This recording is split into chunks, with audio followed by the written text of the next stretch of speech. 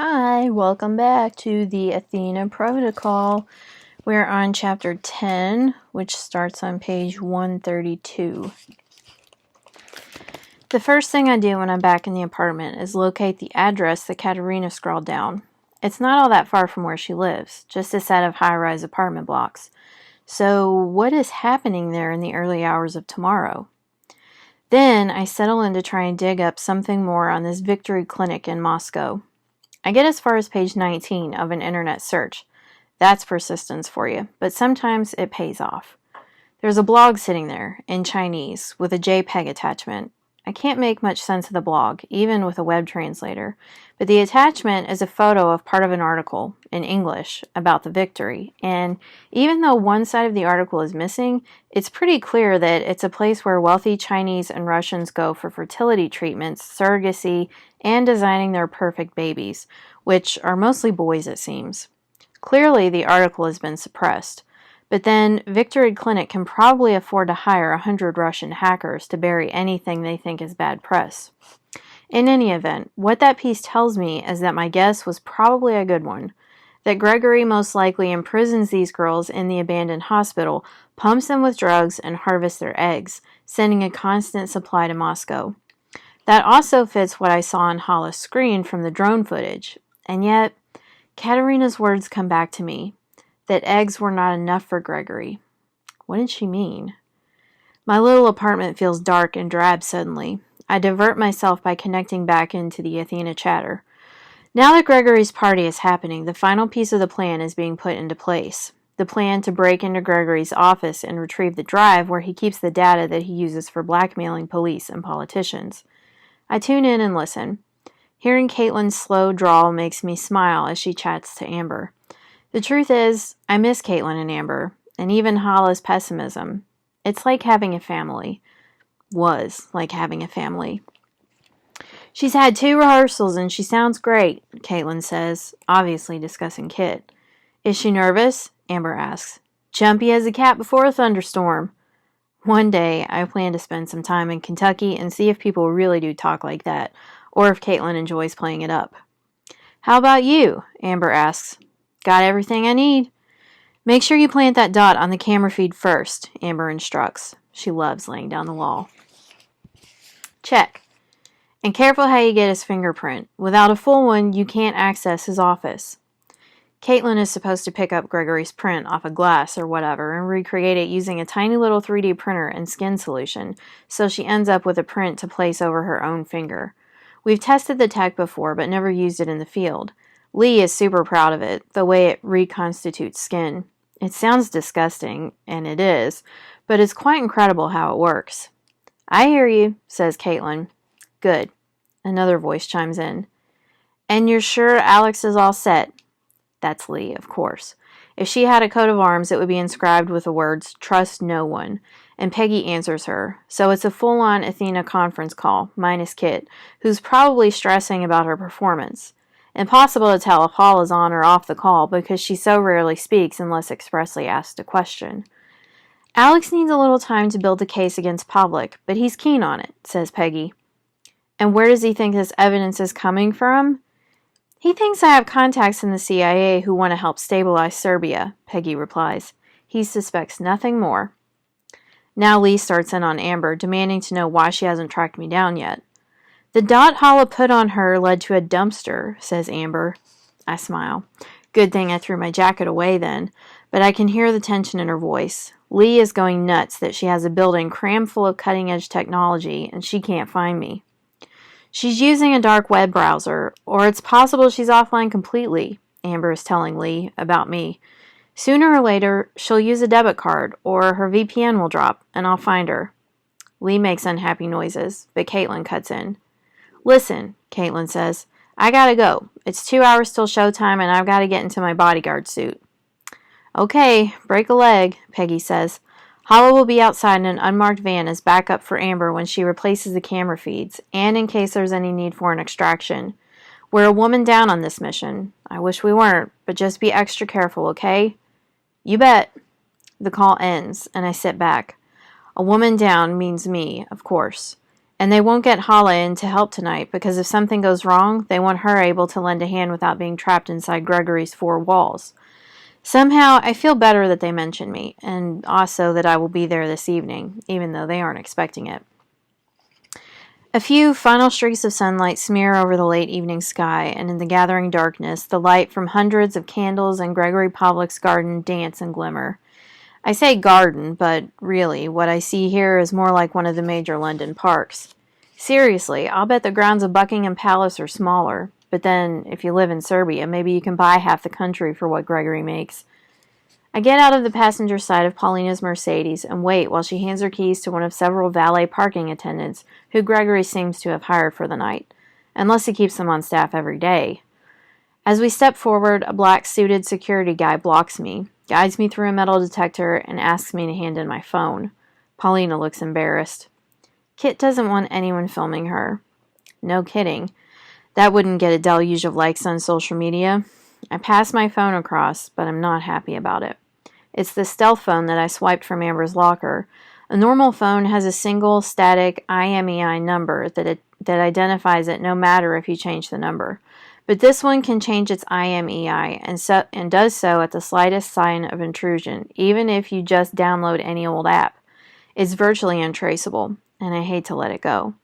But I don't see much option. The phone is tagged, placed into a secure mini locker, to which I choose the combination, and taken over to a guarded, portable cabin that seems to be there only for that purpose. Once that's over, I take a good look around. Several hundred guests, dressed mainly in black tie and evening dresses, are already mingling on immaculate lawns that look like they've been trimmed with nail scissors. I glance dubiously at my own outfit. Slim black pants and a black top suited for an evening out, but not exactly in the same league as the other women here. Paulina, who's in jeans and a blazer, seems to read my thoughts. "You look great, Jessie," she says kindly, "but I need to change. Come up with me?" I follow her up to the house, more than interested to see how she lives. To one side, an Olympic-sized swimming pool is lit from inside, like a magical aquarium. Blue water and scarcely a ripple. Maybe I'd have liked it better if Gregory's home was dark and forbidding, but the truth is, with the candles and strings of fairy lights on every tree, the place looks enchanted. To the right, a long stage has been set up for Kit with a huge white canopy cresting over it like a wave. On each side of the stage are massive posters of my mother, caught in mid-performance. These are famous pictures of her, photoshopped and highlighted till they reek of glamour and stardom. My glance drops away behind the stage, where grimy generator trucks idle, powering a bewildering number of lights and speakers. "What do you think?" Paulina asks. "Your home is beautiful." She leads me along a path that curves away from the guests and towards the house, which is like a mini castle, complete with a couple of turrets. The gray stone walls are broken up by long window panes that are lit up from within. "What does your father do again?" I ask, as if I am simply awed by the luxury and size of the party. Paulina answers without hesitation. "He has his own businesses, clubs, restaurants, things like that."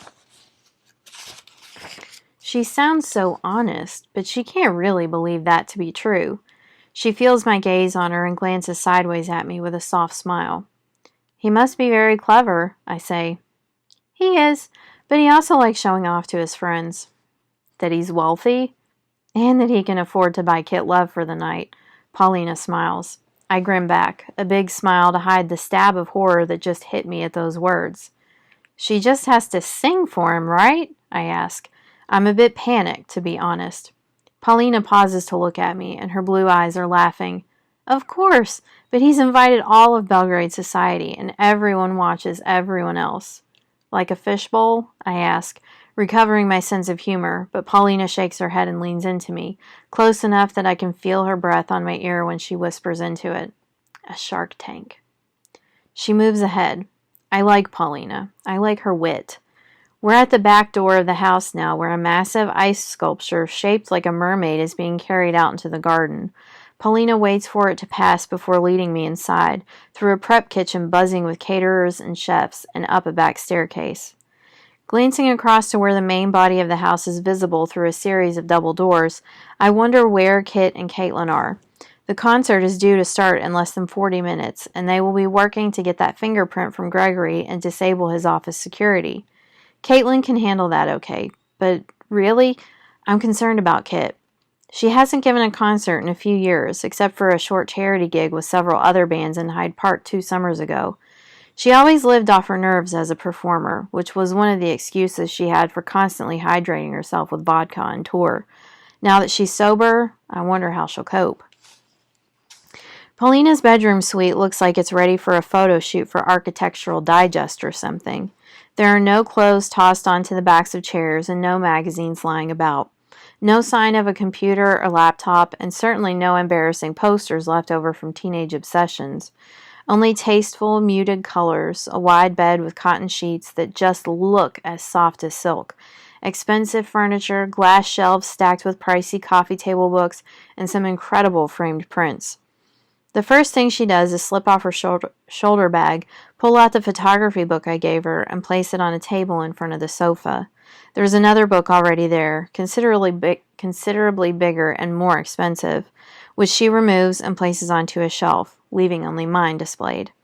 "Look how beautiful it is," she says. I smile. It's thoughtful of her to make such a big deal out of a small gift.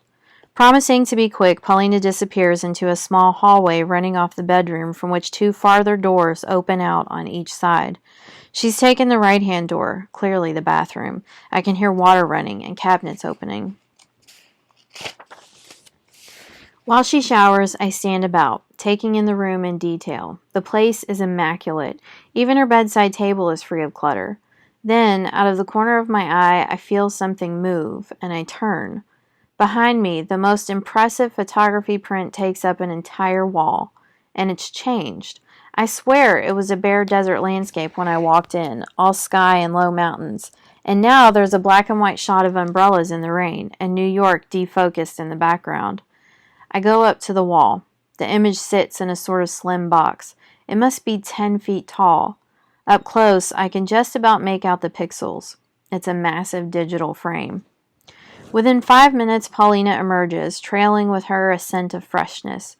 She's in a thick toweling robe, the kind you get in 5-star hotels, and she's heading for the other door across the hallway, but pauses to glance back into the bedroom where I'm standing, sort of marooned awkwardly in the center of the floor. She laughs. "Sit down. Make yourself at home." Obediently, I take a place on the sofa. I glance behind me, and the photography on the wall has changed again. Now there's a dusty village in India, with a bus arriving in the distance. I turn back, disconcerted. "I'll just be a minute," Paulina says. Behind her, I catch a glimpse of a walk-in wardrobe with rows of perfectly aligned clothes. I think briefly of my own duffel bag in the apartment. I've hardly bothered to unpack it. I just pick out the clothes I need whenever I need them. Paulina leaves the door ajar so she can speak to me while she dresses. "Why did you come to the gallery?" she asks. I feel a jolt of tension at the question, but I've become so used to being economical with the truth that I barely hesitate before giving her a half-honest answer.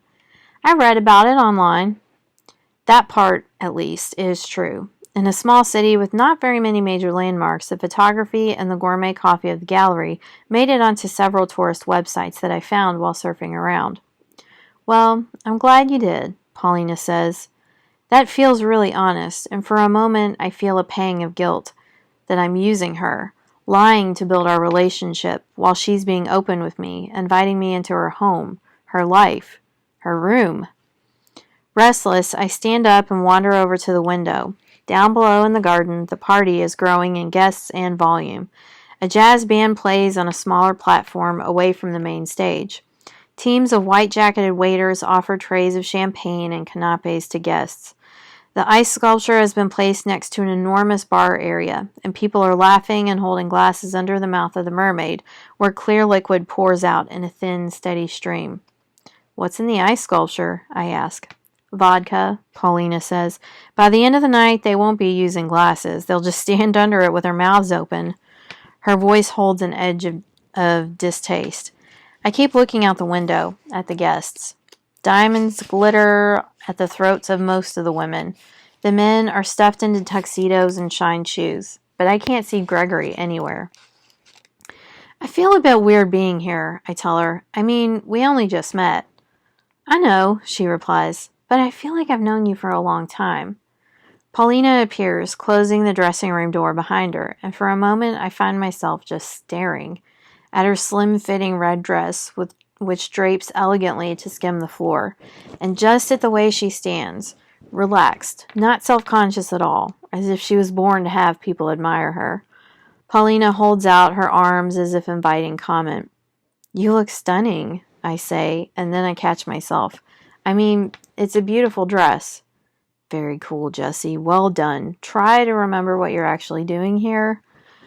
Paulina comes over to where I'm standing, and her amused look makes it clear that she knows I was referring to her and not the dress. As she reaches me, she turns so that her back is to me. I don't even get what she's doing until, with one hand, she lifts the light brown hair away from her neck, revealing the back of her dress, which lies open. Zip me up? Now I'm nervous. As gently as I can, I reach for the zipper, which sits way down at the base of Paulina's spine, and I slide it upward. By accident, my fingers brush Paulina's neck as she turns around again. For a fraction of a moment, we're standing too close together. I feel her eyes drop to my mouth. I can smell the perfume on her neck, and then I step back. Just a little, just enough to clear my head. I can't look at Paulina directly, so I look away at the photography installation thing on the wall. That's amazing, I say, and my voice sounds weird, all thick, heavy with the effort of trying to ignore the moment of intimacy. The wall frame displays another black and white photo there, replacing the Indian landscape, but this one lacks the artistry of other pictures. It seems like a family photo, a woman in a plain printed dress in a small living room, hugging a little girl. Who is that? I ask. My mother.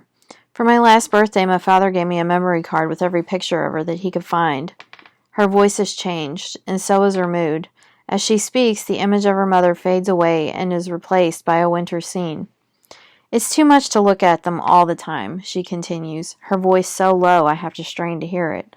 So I mix them up with some other photos. The whole thing feels sad, but also a bit bizarre. Paulina moves to her bedside table and opens a drawer, picking out a pair of diamond earrings. What happened to your mother? Paulina puts on the earrings, using a mirror to guide her. Her kidneys failed. She needed medicine and equipment that you could only get in England or America at the time, she says, or on the black market, and my father couldn't afford it. Not then. Her tone is flat, the way people speak when they're trying to hide how emotional they are.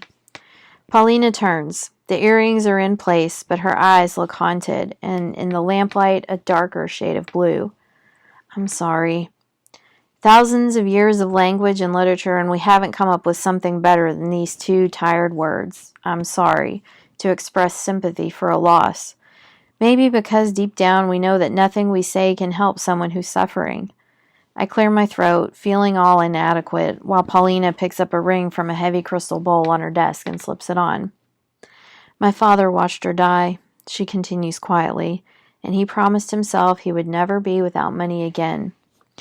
Well, it's certainly a touching story, and as Paulina comes to stand next to me at the window, I have to remind myself that while Gregory Pavlik might possibly be human somewhere in the black abyss of his rotten heart, there are too many layers of criminal ruthlessness on top to make me feel remotely sorry for him.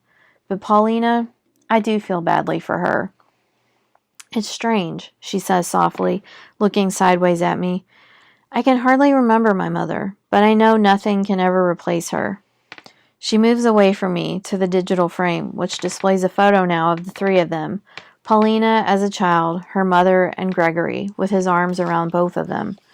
Using a remote control that sits in a clear glass holder on the desk, she switches it off. The photo disappears, and the screen drops into blackness. I blink. It's like that click of a button drained all the emotions out of the room.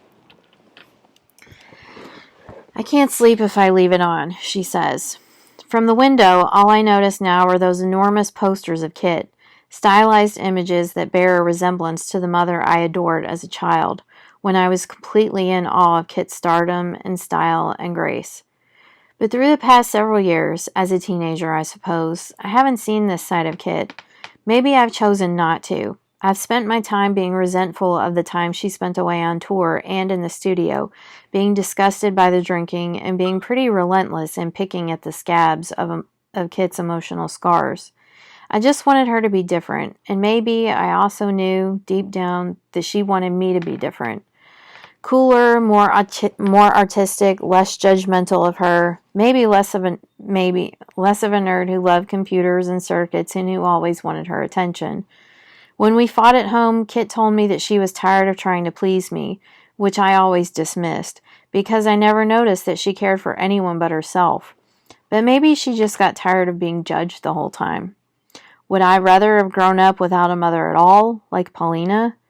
I know the answer, so as I look at Kit's pictures out there, I try to be grateful, for once. On the way down to the party, we take the main staircase in the center of the house.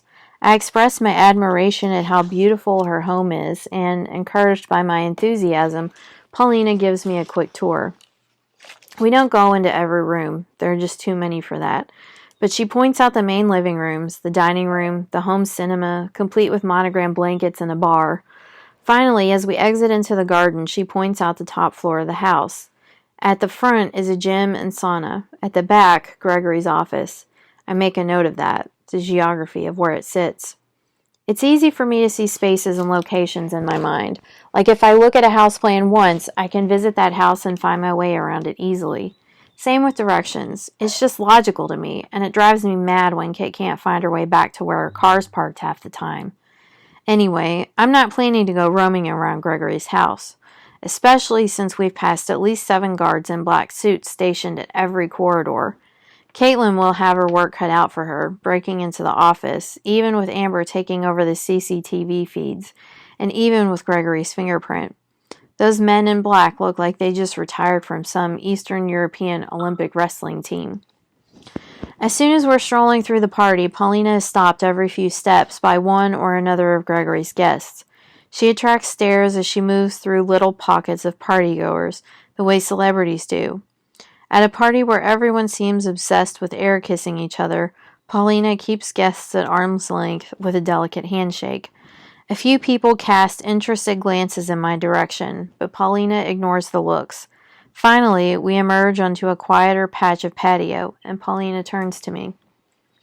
I'm sorry I haven't introduced you. Don't be. They're not worth knowing anyway. As she speaks, we're interrupted by Gregory himself. He grasps Paulina in a warm hug, then he pulls back to take in her outfit. A couple of looks play between them, the quick, silent communications of two people accustomed to each other. The closeness makes me tense suddenly. Somehow, until now, I've liked the idea that Paulina is emotionally distant from her father.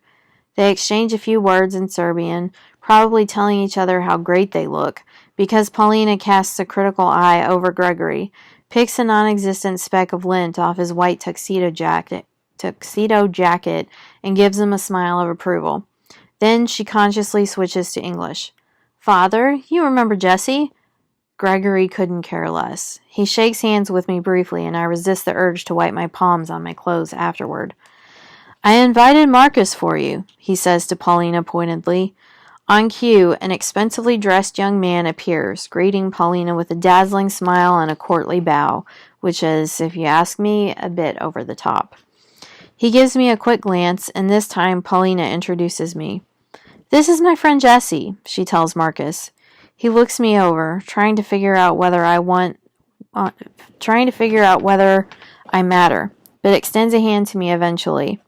Then he smiles and says something to Paulina in Serbian, some greasy flattery about her dress by the feel of it.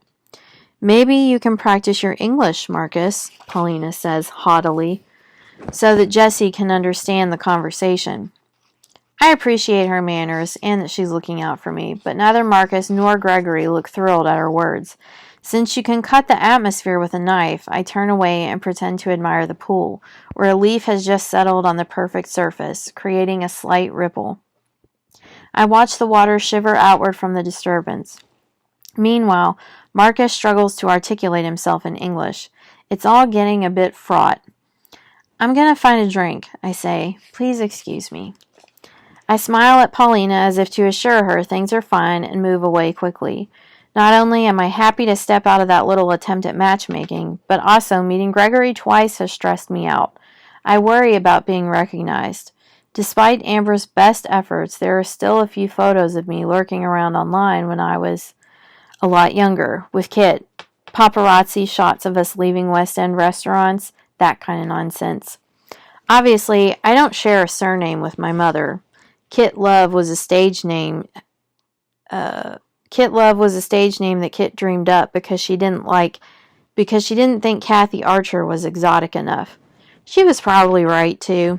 And my first name was changed from Jennifer, which was the name I was given, till I was 9 or 10, when I insisted on Jessie. But it's still on all my legal documentation, from my passport to my birth certificate. And for most everyday purposes, like university or car rentals, I use a completely fictional name and one of Amber's fake IDs. I keep walking to a quieter spot where I take a tiny piece of gold foil out of my jacket pocket and place it deep into my ear. Any minute now, Caitlin should be breaking into Gregory's office while Kit takes the stage. There's a tiny receiver in my bag, tucked inside a tampon, which is rarely something even the most zealous security people want to mess with. With a bit of fiddling, I can pick up the signal I want and, I hope, avoid being picked up in return. Within a few seconds, I hear Amber's voice speaking to Caitlin. Her clipped vowels sound like home, and I feel more relaxed. But it's not long before I realize that something is wrong. Very wrong. The end of chapter 10. I'll see you for chapter 11 later.